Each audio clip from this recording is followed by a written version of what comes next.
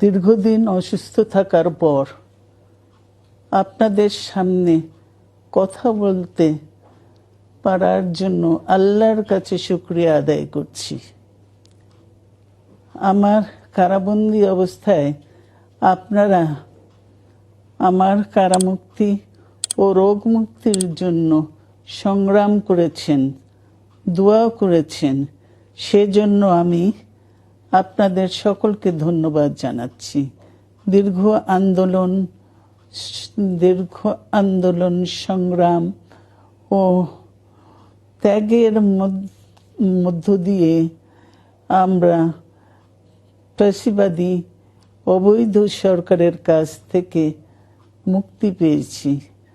আমি আন্তরিক ধন্যবাদ জানাতে চাই আমাদের বীর সন্তানদের, যারা মরণপণ সংগ্রাম করে এই অসম্ভবকে সম্ভব করেছে। শত শত শহীদদের জানাই শ্রদ্ধা।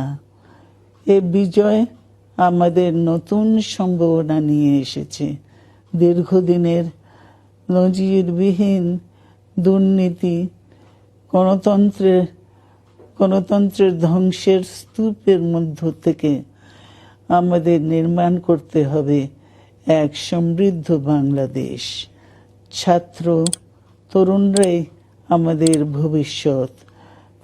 তরুণরা এই যে স্বপ্ন নিয়ে বুকের রক্ত ঢেলে দিয়েছে, সেই স্বপ্ন বাস্তবায়নে করতে মেধা, যোগ্যতা, জ্ঞান ভিত্তিক গণতান্ত্রিক বাংলাদেশ গড়ে তুলতে হবে।